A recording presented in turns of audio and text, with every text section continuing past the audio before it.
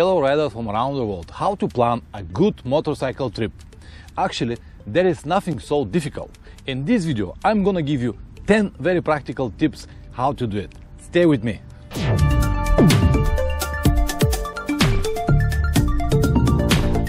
Number one, free time. It is obvious that without free time you can't do anything. Why I even say that? Because guys, the free time you have will tell you where you can go. For example, if you lived in West Europe but you plan to go to Mongolia, it is very clear that for 2 weeks you can't do it unless you ship your bike there. But if you plan to ride it, it will be more than 15,000 kilometers. If you divide it to 14 days, it will be more than 1,000 kilometers per day. Of course, some people might say 1,000 kilometers per day are not a problem. Let me read you one comment. If I travel with 200 kilometers per hour, I need 5 hours and need to stop 3 times to fill the tank. One cigarette, maybe less than 8 hours to make 1,000 kilometers. Think about it. I don't even need to think about it because I was in this situation many times and I knew that for 1,000 kilometers per day you'll need only highways, and even if you have a big and powerful motorcycle, it will take not less than 10 hours. It doesn't matter how hard rider you are or how fast you ride, because there is a speed limit, there is a traffic, there is a construction works, you have to stop, you have to eat, you have to relax, you need drinks, you need coffee and whatever. 10 hours is going to be the minimum. Of course, we exchanged some comments, but it was obvious that this guy considered himself like the best rider of the world, so there is no reason to argue anymore with him. But for you guys, if you think that you can make the same, you're about to find out how wrong you are. Yes, I will agree. When you ride around Europe on the highways, it is easy to make 1,000 kilometers or even more. Definitely not for 8 hours, but hours, it doesn't really matter.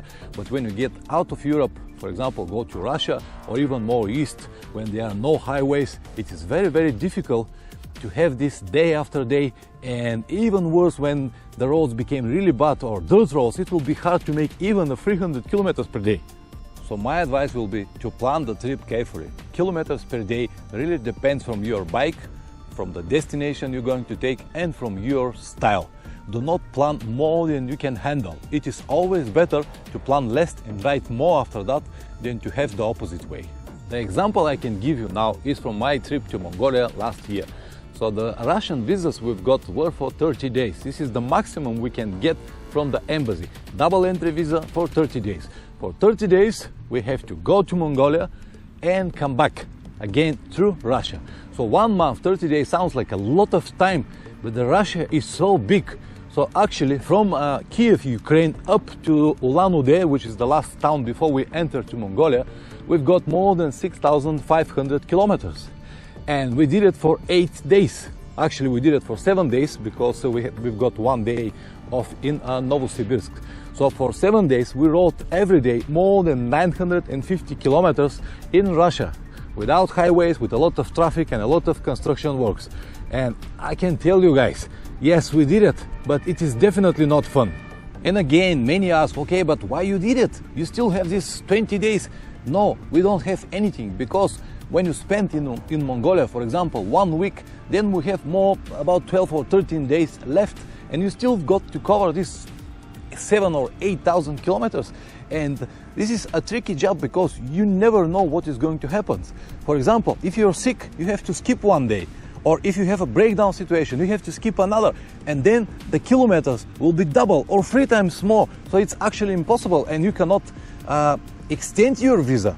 So if you cannot get out for 30 days, it will be a big problem, which is mean next time when I apply for visa, they're not gonna give me. So I have no this chance. Anyway, in our situation, we've got different plans. We had the plans actually to get this Trans-Siberian Express and save time, but it doesn't work because the plans never work the way we wanted. Yes, we did it, but it cost us in some of the days 14, 15, 16, even 17 riding hours per day.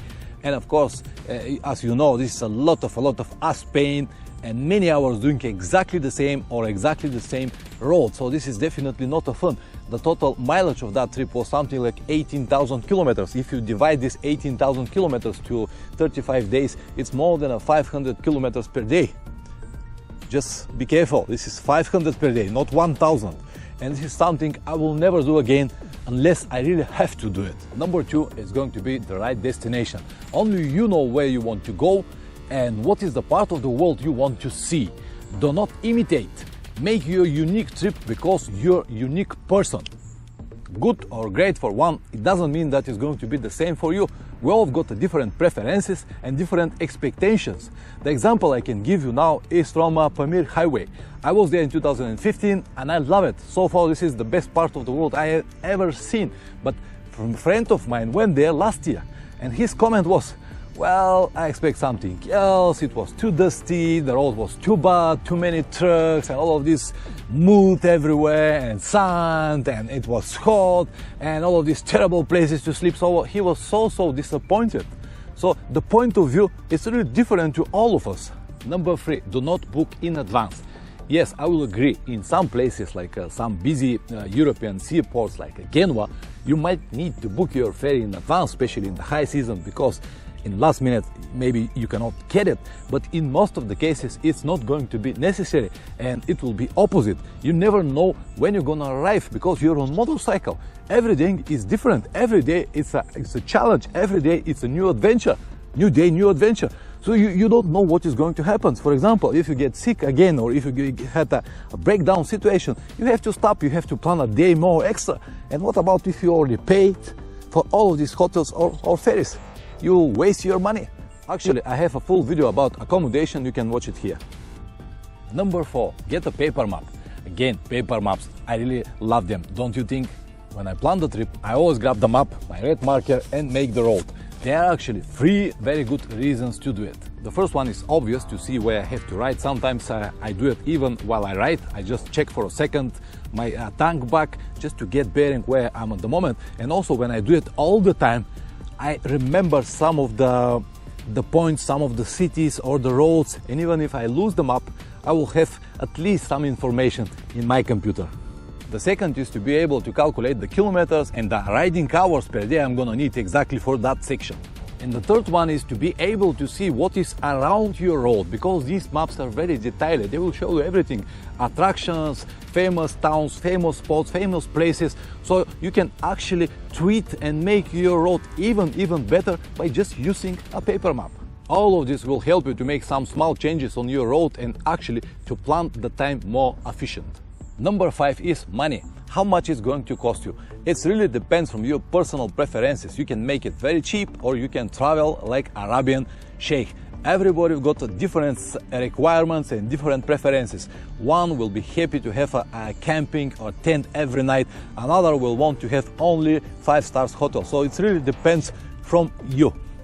The important part is to have enough and always plan at least 20 or 30% extra money, additional money, because you never know what is going to happen. Actually, I have a full video on that topic, you can watch it here. The audio is not good, but the information inside is priceless.